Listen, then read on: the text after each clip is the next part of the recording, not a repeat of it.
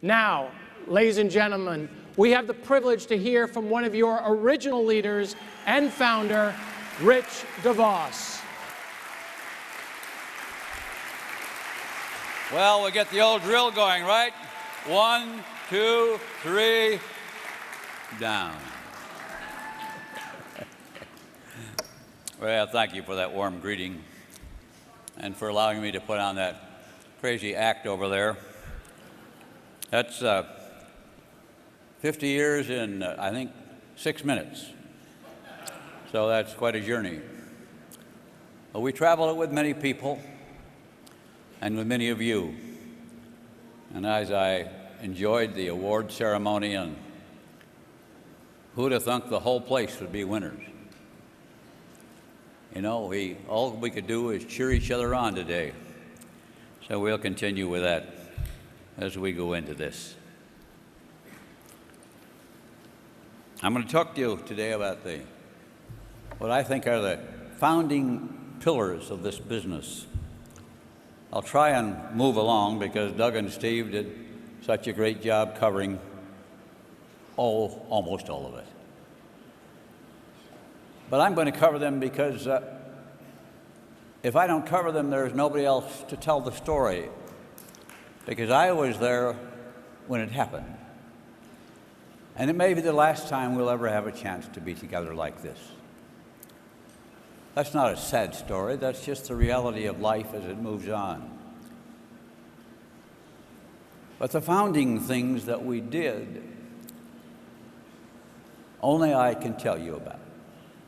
And so I want to talk about them a little bit. Jay's going to add a few words a little later. We're going to bring him back for a little part by the miracles of this age. And a little spectacular ending for you you're going to enjoy. But now you can put up with this old guy for a few more minutes. And having enjoyed all your speeches, I wish I could have heard everybody here make a speech, because all of you have such wonderful stories. Stories of achievement, stories of where you came from. Stories of changes. I talked to Fu yesterday, and I had a little, Fu said, you know, he said, I just came to pick up some product, and you were at the warehouse. And you put your arm around me, he said, and you told me I could do it, and I believed you. Now, what an interesting little sidebar. That I was there the day he began.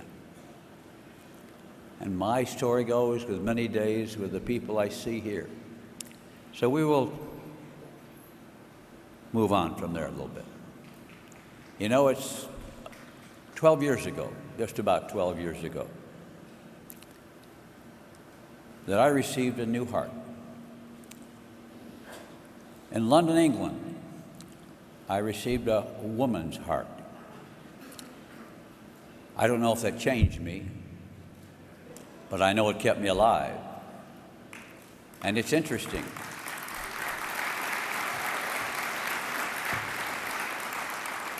That while I am still alive, after she got a new heart and lung also, last year she passed away. But she had about 10 years with her new heart. And I continue to live, and her heart continues to live in me. And so we rejoice. But what the point I want to make about that is the power of God in all of this. I am not here to present my religion to you or challenge it.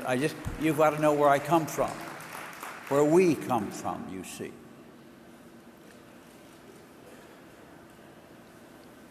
The heart was a miracle.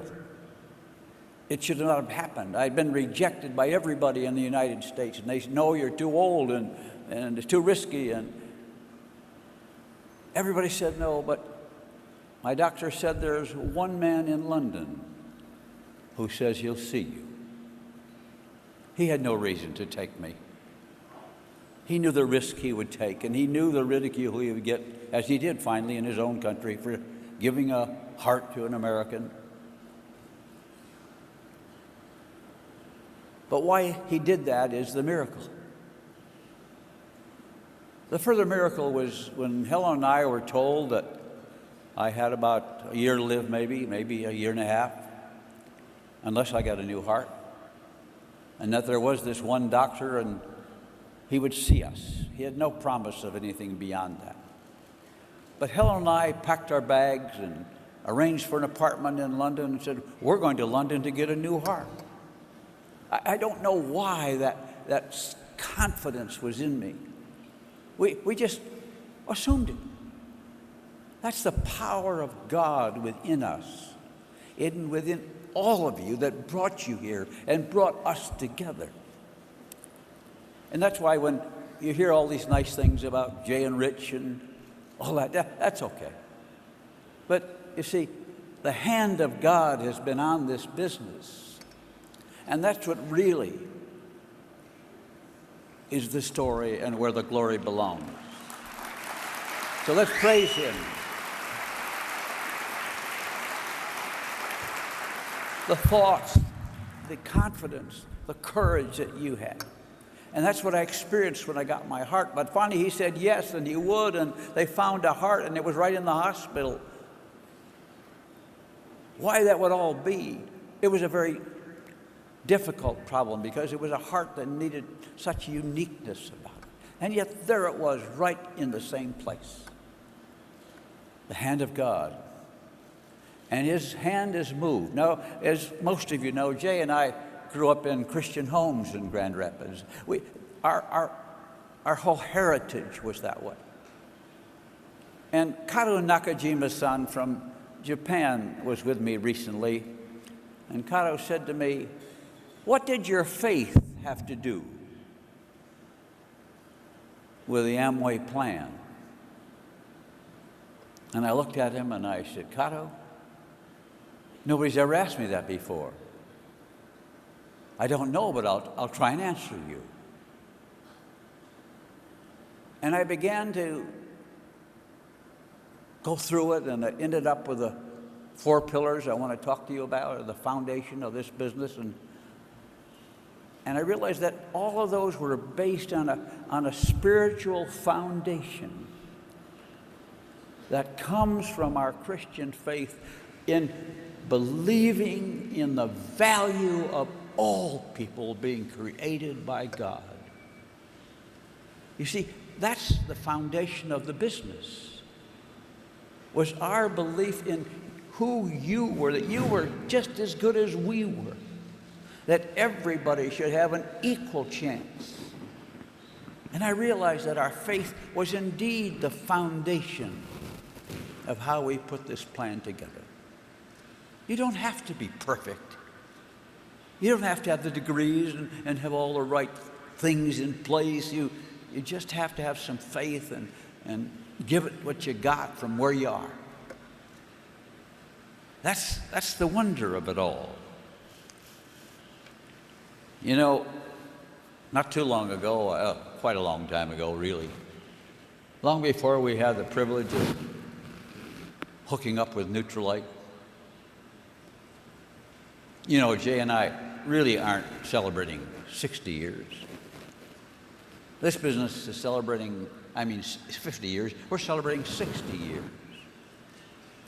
Because it's 60 years ago that Jay and I bought a sales kit, just like you did, and started selling Neutralite. But it was before that, 75 years ago, that Carl Renborg, you saw Sam stand up a little bit ago, and the wonder of this young man and his father, he had the concept of the plan, the basic concept. We just picked it up from them and ran with it and embellished it and cleaned it up and pushed it on. The foundation were in the ground where Carl Renborg was in China at a given point in time when he left there and came home and started this idea of selling and making Neutralite. So you see, you can pass the glory back. And then his son, when we acquired Neutralite, said he'd hang around and work there, but he had to have some time off. So Sam wanted to go around the world, which he did.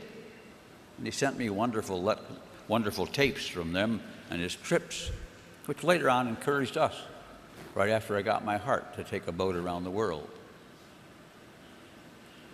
Wonderful things that God does. But when this company was small, people from the W.R. Grace Company, I think they were based in New York, big company, had steamships and airlines, and they were looking to diversify, and they came to call and see if we were for sale. And a wonderful man came to see us, and Jay and I said, oh, let's listen to him. Let's see what somebody thinks this thing is worth. And so he came, and he told us that he'd like to acquire us, and they named a number, and it was a pretty big number for us in those days. And we kind of laughed and said, no. I said, yes, listen, we want to be in business for ourselves. We're not for sale. This business is not for sale. This is a trust. This is a legacy. Our family treats it as a legacy, not something they own. It's something they're responsible for. It's something they have to care for.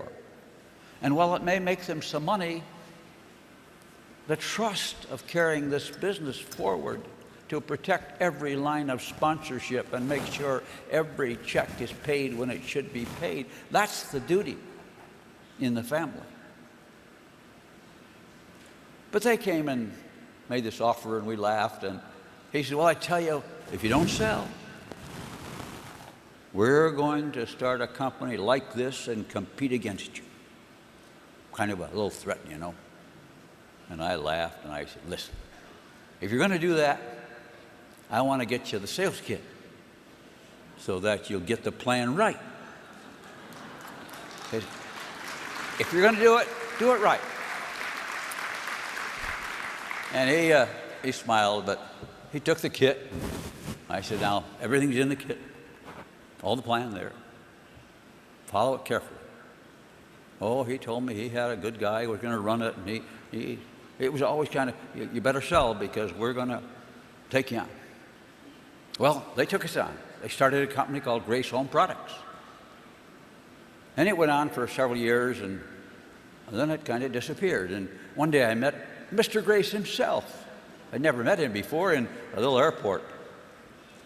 And I heard him on the telephone and realized who he was. And I went over to him and I said, Mr. Grace, I said, I'm one of the guys, I'm the Amway guy, you know.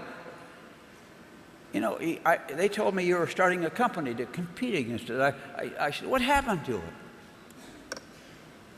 He looks at me and he said, you know damn well what happened. And I said, yeah, he said, it went broke. I said, oh, really? I said, I gave the guy the kit. The plan was in there. All you had to do was follow. And he looks at me and says, young man, I was young then. I was skinnier then. But he poked his finger in my chest and said, young man, you left something out.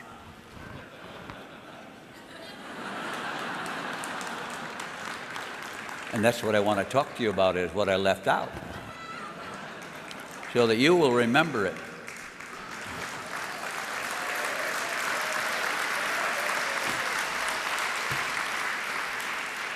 Because you and I both know it's not just the plan. It's based on this faith that God's hand created us, and that all of us have value and significance. And it's that spirit that carries us forward. That's not in the kit. It's in your heart. But you see,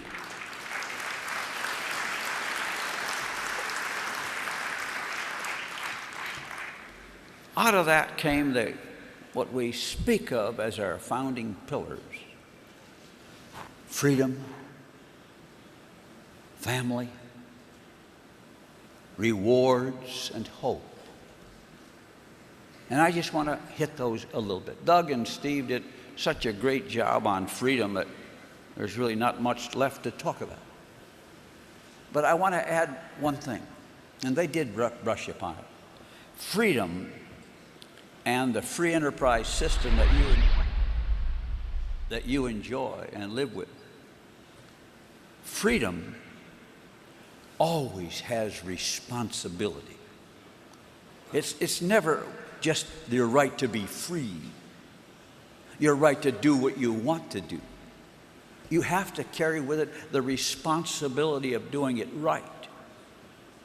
We see a lot of blame in the world today for our economy and what went wrong and the greediness of certain people and all that. Well, they were free to do that, but they were wrong in doing it that way. And so that gets down to the responsibility, and that always comes down to a very simple phrase. You first and me second. My responsibility is to take care of you and make sure you succeed. And if that happens, then I succeed. And if you look at the plan, you see that that's all in the plan. That's what the plan is all about. You have to help your people, then you come out just fine. But when you get that backwards and you want to take things out from them before you help them, then it starts to disintegrate. And that's part of what we're seeing in our world.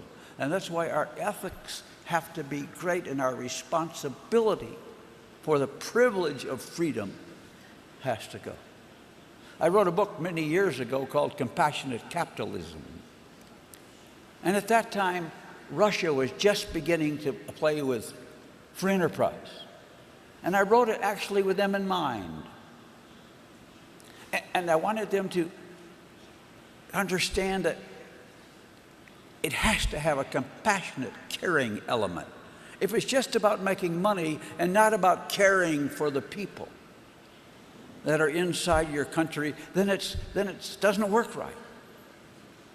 And that's why it has to have a caring or compassionate element to it. Not too long ago, somebody in Russia wanted to publish the book in Russian, and they came to me and said, there's too much God stuff in here. Can we take that out? And then we'd like to publish it. And I said, no. I said, if you take that out, throw the book away. Because the foundation of the book is in the value of the individual. That each person is to be respected, not just to be used or taken advantage of to get ahead. It isn't me at all costs. It's you first, me second. That's the way I see freedom. And I know that's how you see freedom. And that's why you built this business, because you love and care about the people you bring in. So freedom in the Amway sense is what Doug and Steve talked about. But it's also in this sense of responsibility. The second thing of that, is family. We talk about the Amway family. Family is fundamental to this business because it's a relationship between us that we have. It's a relationship you have with all of your people that you bring in. They're not just distributors in your group. They're people you respect and love and care about. And if somebody's sick, then you all worry about it, don't you? And if somebody needs a meal because there's nobody home to cook, when somebody's there to do that. I witnessed it over and over. And if somebody dies, everybody's there to mourn with them. It's family. And that's the glue that holds the business together. If you watched the basketball game last night, you watched a guy by the name of Michael Petrus throwing some nice three-pointers to help the Magic win, to go up 3-1, just in case you didn't know. All in the Amway arena, in case you missed that.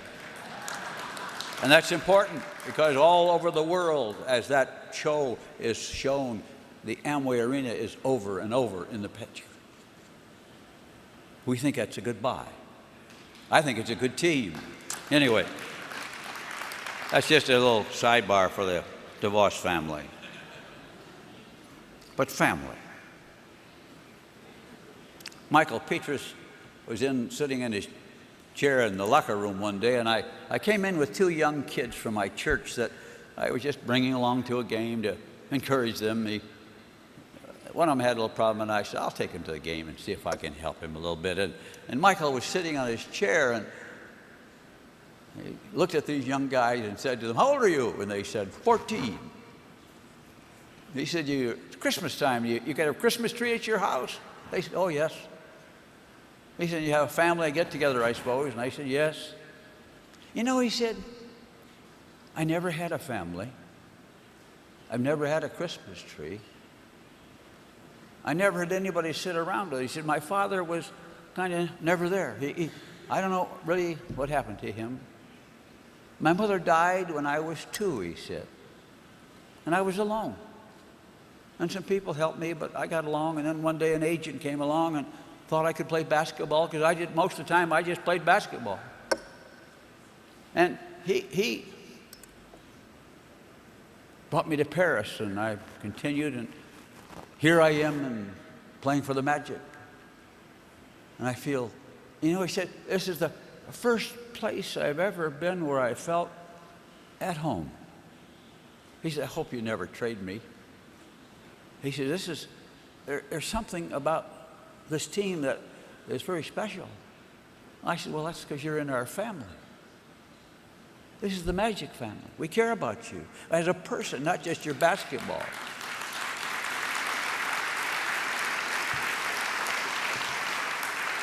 And Michael said, he said, don't ever trade me. But he said, I just feel good here. I said, and I put my arm around him and said, Michael, I said, you're in our family. Understand that. And the next day he got a quote in the paper, and he said, you know what? He said, being in the Magic, I feel like I'm in a family. You are in a family. And that's so important to us. That's the basic unit that holds society together. And that's why we have to hold each other together, lift each other up, encourage each other, do all of those things that you do as a family. Loving and caring for each other. Family is a fundamental part of this. Now, we have a family too. I have a wife. Jay and Betty were our neighbors. We not only were partners in business, we were buddies, we were friends, we were family. They lived next door. The kids went back and forth between the houses. When Jay and I were in our first business of flying school, we'd work till dark, and we'd come home, and one night I'd eat at my mother's house, and next night his mother would serve us, and we'd just go back and forth. And that's how we grew up, having that family. But they are, of course, both passed on. But there is another partner left in our family, and that's my wife, Helen. And Helen is here. And if we can get some lights up, I want Helen to come up here, and I want you to meet her again. Some of you have not seen her in a long time. Come on up, honey. And along with her is a big son of hers. Here's my family. My partner, my wife, Helen. A fundamental part of this business. Come up here, sweetie. Wave and all that stuff, You look great.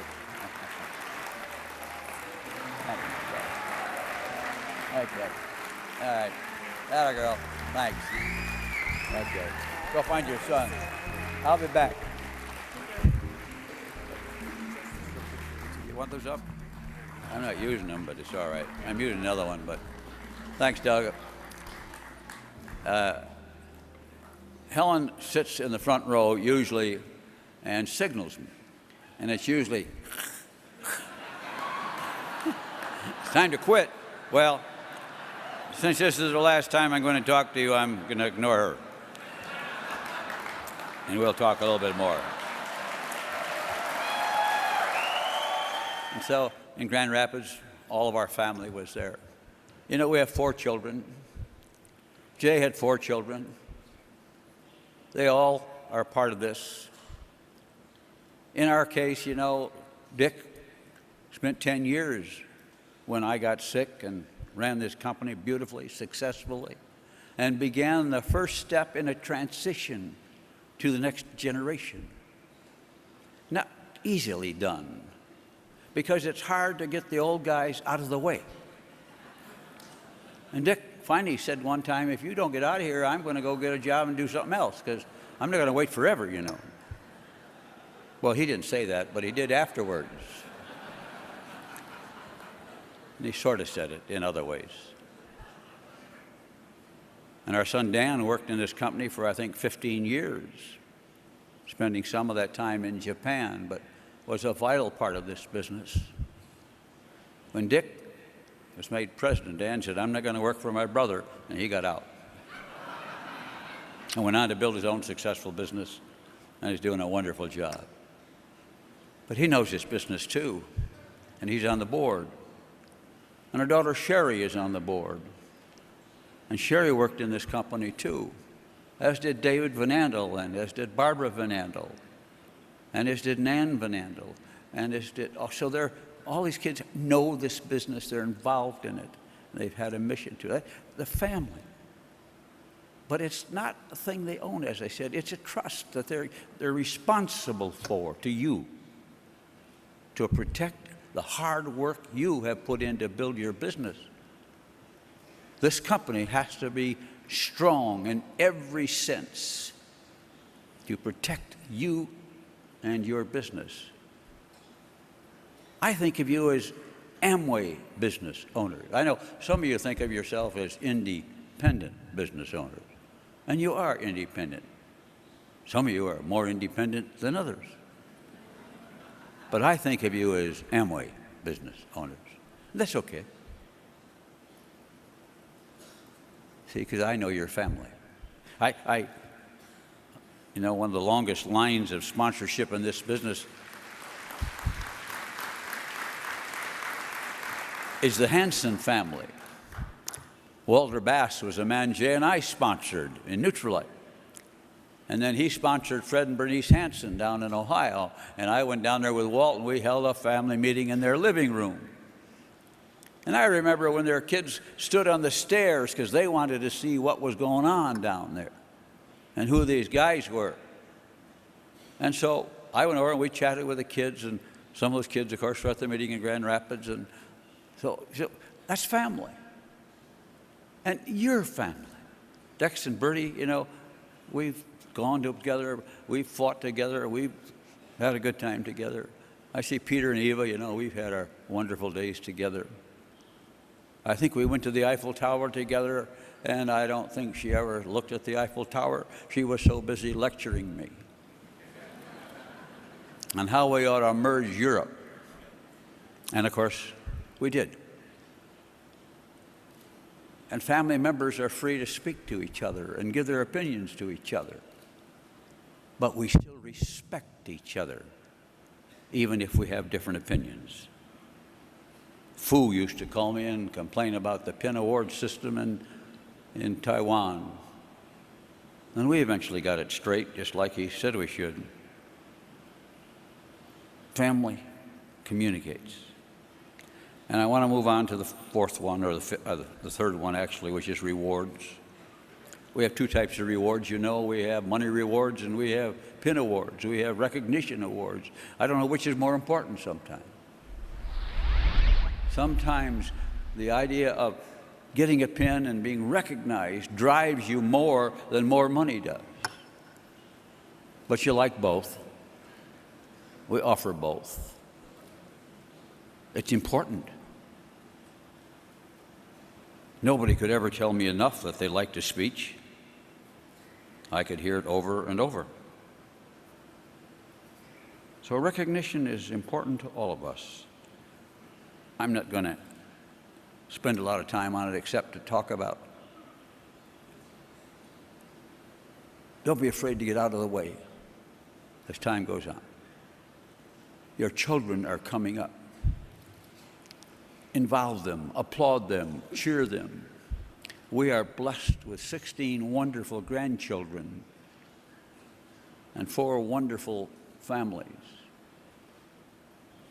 And our family is the key to what our greatest rewards are. When people say to me, "What's your legacy going to be?"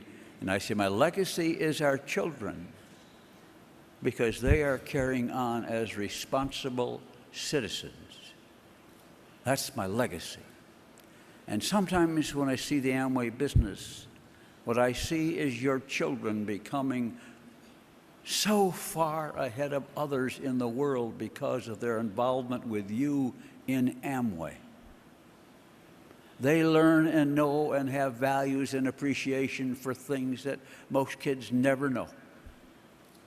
And so your rewards are sometime in progress of your family. You know all about the other awards. I looked at them and I saw you all up here and admired you and respected you. And we don't have to develop it, but we spend a lot of time on rewards. I know Doug and Steve spend a lot of time on it, and the other day said, we study these levels and productivity and what they do, and we got to make sure we keep up financially and otherwise. They're watching it, and we're proud of them. And the last one I want to talk about is just hope. That's the last one of the 4 pillars, because we offer hope to everybody. You are the hope.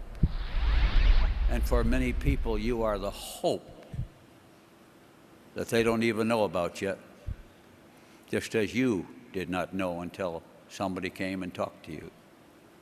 And you fortunately said, yes, I'll see, I'll try. You didn't know whether you could do it. You never dreamed you would be where you are. People say to me, "Do you ever dream it would be like this?" And I say, of course not. No one can dream that big. No one can see that far. We wanted to make a living and having our own business. That was our goal. Sell more Nutrilite. Little did we know that we would have a hand in selling so much Nutrilite. What a powerful company that is. Sam, I think we stole it. But we're not going to redo all that right now, Sam, when we acquired it from your family. But what a blessing that has been to the world as a product. Hope that it brings. The hope that you bring to people. But then I put together a little list of my hopes for all of you. I hope this business works for all who work it. Some of our people that I know tried the hardest and it just never seemed to go for them. You got to like people like that. That always made me sad.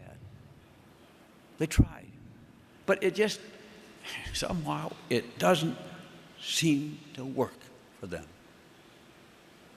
So I hope it works for all the people who work it. I hope your business grows and grows and you never lose sight of the joy of watching other people achieve and discover their realization of their dreams. As you take people from poverty to achievement, to financial success, I hope you enjoy it. Smile, relish it, be proud of it, be grateful you had a hand in it. I hope you have that joy that comes only with watching others achieve. I hope you remember to honor those coming up. That's not always easy. I've had some people in the past distributors we had who said, I don't understand why I don't get anybody in my group who takes charge. And I said to this person one day, I said, that's because you don't let them. Because you don't have any room on your platform for them to stand up and be the leader. You always got to take the bike, and you always got to be in the middle, and you always got to be correcting them. Learn to honor the people coming up and give them space. Nan Williams was sponsored on the Yeager group, and I don't know, Bill Campbell sponsored him or how, but that Rome, New York, Yeager said they came out of a little town in Rome. They came out of Rome, New York. Now that was a little town. Charlie Marsh sponsored them out of Rome. And out of that came Bill Campbell and Dan Williams. Dan Williams was a stutterer. And he got in this business and he seemed to lose his stuttering ability. But he was the best joke teller we ever had. He had fun and brought fun to the business. I was so thrilled to honor them. I remember coming to Rome to honor Charlie when he got a new house. He'd always lived with his parents, and finally he had a house, and he wanted me to see it, and we flew to Rome to see his house. Unfortunately, I think his father had died at the time we planned to come, so we came anyway. And we even saw that he had furniture in his house. That was pretty significant. And it was great fun to be there to see that. That's what I hope you enjoy. We went to Kado's house in Tokyo one day, and I've been to some of your homes and admired them. Peter and Eva, we've been there. And the other day, Victor came over to the house. He said, I'm in the neighborhood, can I come over? And I said, look, come over for lunch. And we sat and we chatted, and he talked about how his father and mother had passed away and what joy they had. Now their children in the business and how grateful they were. And I talked about what fun we had with Joe and his mother and how we kind of all grew up in the business together. Joe and Sherry Dutt used to sleep on the sofa in my little office when they'd come to Grand Rapids to save money. Those were fun days. I hope you will enjoy that. I hope that you will come to know God and know that His hand is on you and that you will seek Him and that you will find Him. Because life moves on, and I want you to know that you can go onward from here. I hope you'll know that you find the perfect peace that comes when you know Him. And so when we talk about Jay and Betty, we're at peace. When we talk of the distributors like the Victors and the Dutts and Fred Hansen and others, we know they're at peace because we know where they are. Because we know they knew God. And then I hope you'll be the best Amway business owner you've ever been. I hope you'll be the best model in your town. That when anybody sees you, they will say, oh, he's such a wonderful guy. He's in the Amway business, you know. And you become a model for him and your people of integrity and honesty and love and caring for others, as many of you do as you work the one-by-one process. I know many of you are all of that and more every day. But keep it up, will you? And I have one more request for you. You know, I have a new book out. I think they're going to give you a copy of it. I know there's a new book that you just got of the 50-year anniversary. I wrote a new book, and it's called 10 Powerful Phrases for Positive People. You'll love it. It teaches you how to say, I am proud of you. I believe in you. But you see, it's not always in your language yet, so I have one more request of all of you. And it's not to make it easier for us. We have 24 people back here in little booths translating your language. We're working 24 languages today. That's okay, we can handle it. We can handle more. But wouldn't it be great if you all spoke English? Yeah, not for me, but so you could talk to each other.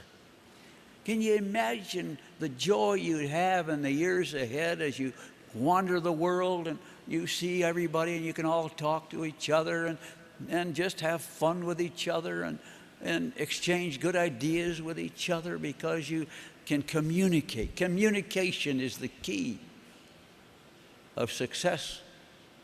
We must know how to communicate. You already know how to communicate in your language, but English happens to be the common language of the world today, and Why don't you put forth a little effort to try that? Then you can read my other books too. You can read the Bible, you can read a lot of things, but a lot of those things are in your languages. But that new book isn't yet, so you'll have a little jump on the others.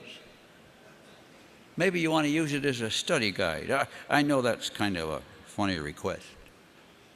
But think about it. It'll enrich your life and the life of the others.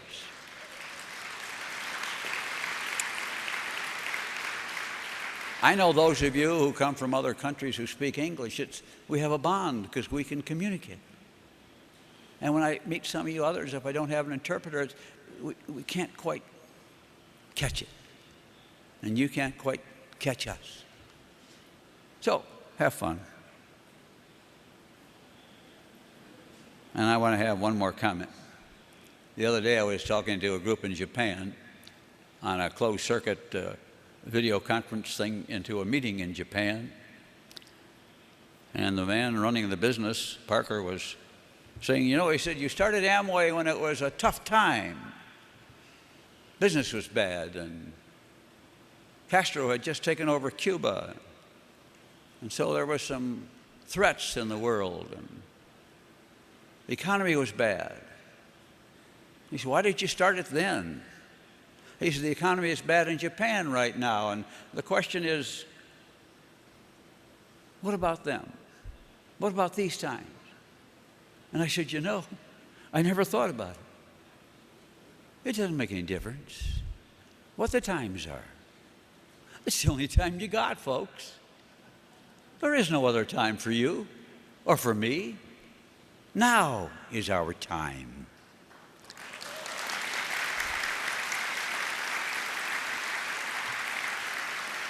And when you're in this business, you learn to work with where you are now. So now we're going to move on. And you're all going to go home and think back, I hope, of the good time you had, but most of all of the people out there who don't know yet about what they're missing. And you're going to be the missing link in bringing it to them. And their life will change because of you, as many others have already. But I like to think of myself as the Amway guy. When I meet people, they say, what do you do? And I say, I'm the Amway guy. Oh, why, you an Amway? I say, yeah, I'm an Amway. I've been in Amway a long time. I believe in it. I like it. But Jay and I have been together since we were 14 years old. So we've been at it a long time. We share a lot of things, a lot of ideas, a lot of stupid ones, and a lot of good ones. But you're the best. And this is the best. And before I finish, I would feel bad if I didn't ask Jay to say a few words. So I'm going to turn it over now and let Jay kind of wrap this thing up. Jay, it's all yours.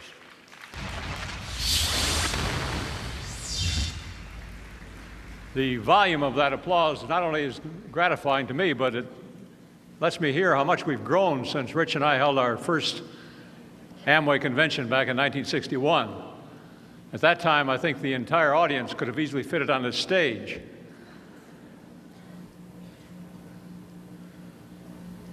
As we enter the 21st century, we'll remain committed to our traditions and our bedrock beliefs and our goals and dreams. We also know that we have the flexibility to meet the challenges of this era of very rapid change. The courage to face change without fear is another quality of our leadership. Change means growth. Even if you think you know what the future holds, you can be in for a surprise sometimes. With the benefit of hindsight, of course, we always know that the future is almost always more remarkable than we can imagine. We can't always rely on the experts. We have to believe in ourselves. You can't predict the future, but you can follow your dreams. These are qualities of leadership that centuries cannot change. No matter what changes the future brings, the human heart and the human mind remained unchanged. And you are here because today you have dreams and you set goals, and you're willing to work to meet your goals and to make your dreams come true.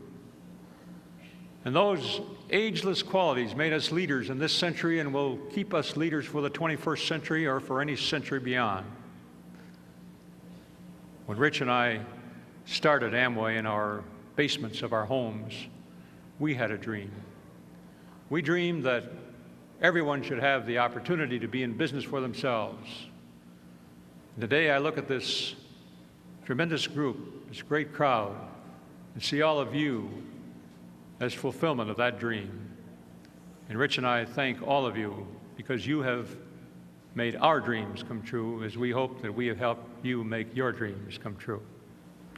Thank you.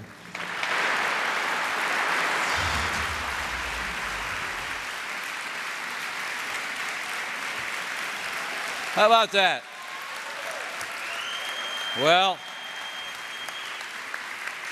Jay had a lot of great ideas, and we had a lot of fun, and he was a wonderful partner for a lifetime, from when we met in high school until they passed away. We were together, kids with a dream, passed now on to you, for you to take it and run with it, and we're looking forward to you're having a wonderful time as we've had a wonderful time with you. And now we have a couple of young guys over here who are going to kind of say a few words, I think. Come on over here, guys. These are the now stars. Let's hear it for Dad, for Uncle Jay. Dad, come out here. Come on over here, huh? Well, me? Yeah, step out. I got my security blanket here. Come on, you can hold on to it, but we'll just have you kind of step out so everybody can see you from outside the podium. Huh? And you can see them, huh?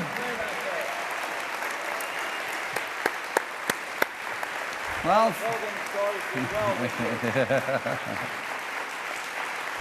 well, there you have it. Let's hear it, Dad. Uncle Jay made an appearance too, huh? I see, you know, folks. I see one more. I see another man out here I want to make sure you recognize. Bill Nicholson came into this business to help us at a critical time. And Bill, stand up and wave for us. You're standing up. Put your hand up. Bill Nicholson. Way up. Way up. Right up in front over here. Bill, thanks for what you did. You took us through the Canadian struggle. There's many others. Well, you know what? As we wrap up here, Dad, and for all of us with our friends, it's pretty simple, right? Two guys, one idea, the Amway idea, and one vision that has carried us for 50 years. Well, the future of that vision is now in the hands of everybody in this room. We hope you're inspired. We hope you're motivated. But I know you're ready to lead the way. That we can do.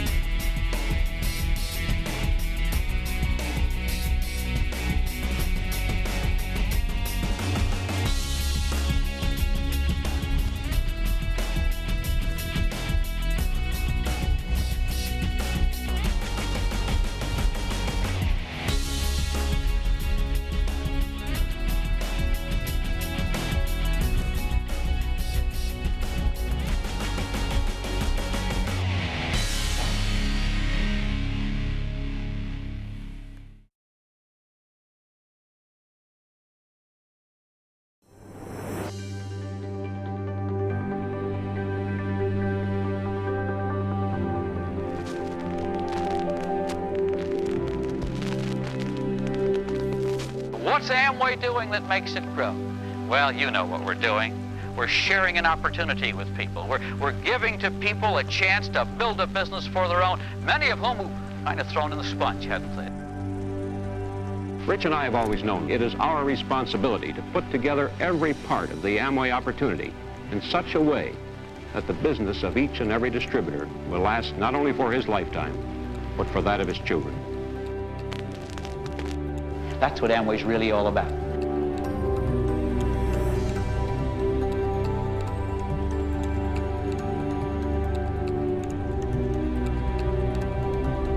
The goal of Amway is and has always been to see how many people we could reach and how many people we could help.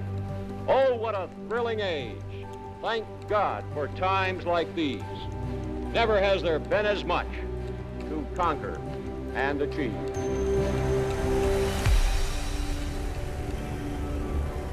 I can't think of another group of people who are more dedicated to their dreams.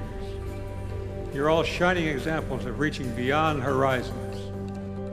You know, the temptation in looking at an organization is to look at its physical things, but it's people that make the business go. It's people helping people help themselves that is the heart of the Amway business.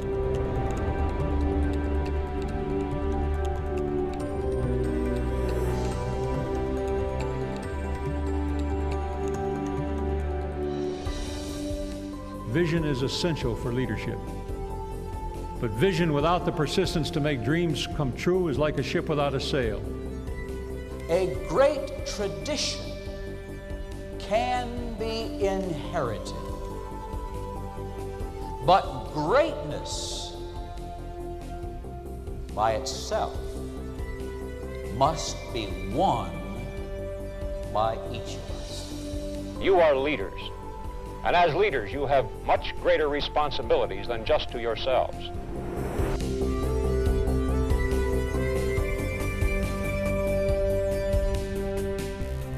When you come with Amway, you come with a winner. And you're moving with a company that's strong. We at ADA are determined to keep Amway growing. We're just as determined that Amway will always be your best choice. In this business, all I'm saying to you, if you expect to lead people, then you better have traveled the road.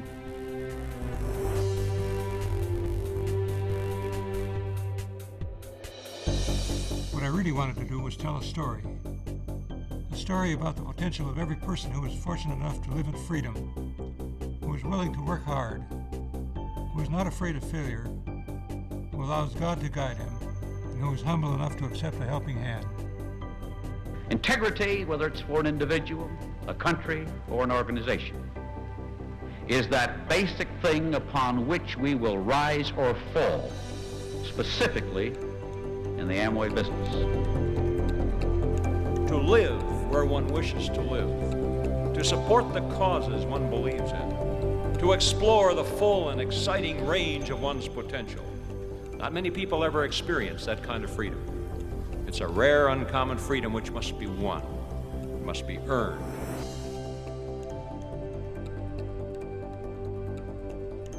We still have dreams. There's more work to be done, more people to see, more products to make. But most of all, there's this business opportunity called Amway. Once upon a time, in Ada, Michigan, we had an idea that we believed that people wanted to work if there were proper rewards. And so today, the Amway plan works magnificently well.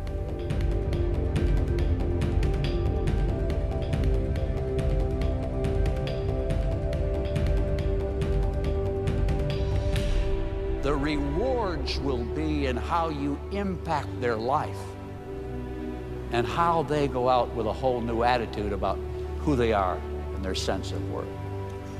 That's one of the greatest things you do, and that's one of the greatest rewards you'll ever get.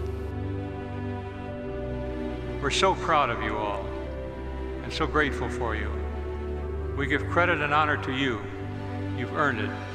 You are Amway, and we love you for it.